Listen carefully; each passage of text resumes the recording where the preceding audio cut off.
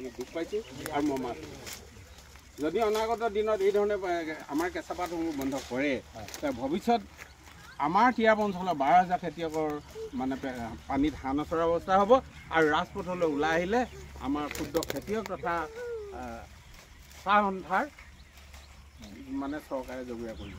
আচলতে এই ছিজনত আচলতে কিমান প্ৰডাকশ্যন হয় প্ৰতিদিনে এই সমগ্ৰ অঞ্চলটোৰ পৰা? আমাৰ অঞ্চলটোৰ পৰা অনুমানিক হিচাপে কমেও 4 লাখ 5 লাখ কেজি পাত প্ৰতিদিনে উৎপাদন। সম্পাদক মহোদয় হৈছে কি ক'ব আচলতে সমগ্ৰ আৰু যিহেতু এই যিখিনি নিয়ম বান্ধি দিছে যে কেমিকেল যিখিনি বেন কেমিকেল এইখিনি ব্যৱহাৰ কৰাটোৱে আচলতে আপোনালোকৰ ফালৰ পৰা কেনেকুৱা ধৰণৰ সিদ্ধান্ত আছে? আচলতে কাৰণ কিছুমান ব্যৱসায় এতিয়া উৎপাদন সেই কেমিকেল ইউজ কৰাৰ কাৰণে এনেকুৱা ধৰণৰ এটা সিদ্ধান্ত ল'ব লগা হৈছে, কি ক'ব? ধন্যবাদ দিছোঁ মই প্ৰথমে সংবাদ মাধ্যমক। আমি যিখিনি বেন কেমিকেলৰ কথা আপুনি উল্লেখ কৰিছে, আমি তিৰাপ যেতিয়া সদস্য ক্ষুদ্ৰ চাহ তিৰাপ আঞ্চলিক সমিতিয়ে গাঁৱে ভূঞে গৈ আমি সজাগতা সভা পাতি আছোঁ আৰু আমি বেন কেমিকেলৰ এইবিলাক তাত লিখা আছে ক্ষুদ্ৰ চাহ খেতিয়কসকলক যাতে বজাৰৰ উপলব্ধ তলত উল্লেখ কৰা নিষিদ্ধ ৰাসায়নিক দ্ৰব্য চাহ বনাই প্ৰয়োগ কৰাৰ পৰা বিৰত থাকিবলৈ অনুৰোধ জনালোঁ।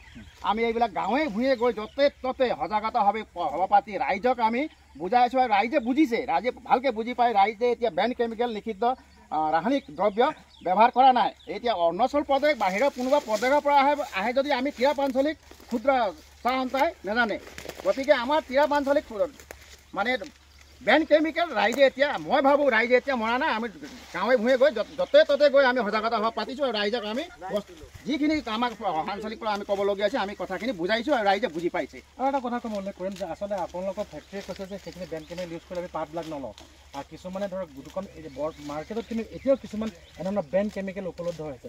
চৰকাৰৰ ভূমিকা কি বুলি ক'ব? কাৰণ চৰকাৰে যেতিয়া ফেক্টৰীত সেইসমূহ বেন কেমিকেল যদি স্বাস্থ্যৰ কাৰণে মানৱ জীৱনৰ কাৰণে আছে ক্ষতিকাৰক হয়, সেই কেমিকেলসমূহ বেলেগসমূহ উৎপাদনৰ ক্ষেত্ৰত খেতিয়কৰ উৎপাদন বা ইউজ কৰা হয়। এই বেন কেমিকেলবিলাক ফেক্টৰীত বন্ধ নকৰি ঘৰে ঘৰে বা বাগানে বন্ধ কৰিলে এই বস্তু ফলপ্ৰসূ হ'ব জানো ষ্টেপটো? নাই, এতিয়া আমাৰ যিখিনি খেতিয়ক আছে, আমাৰ সৰু সৰু খেতিয়ক আছে, 2 বিঘা কাৰোবাৰ 4 বিঘা কাৰোবাৰ 10 বিঘা তেনেকুৱা বাগান আছে। বিশেষকৈ আমাৰ বহুত কম খেতিয়কৰ কম বাগান আছে।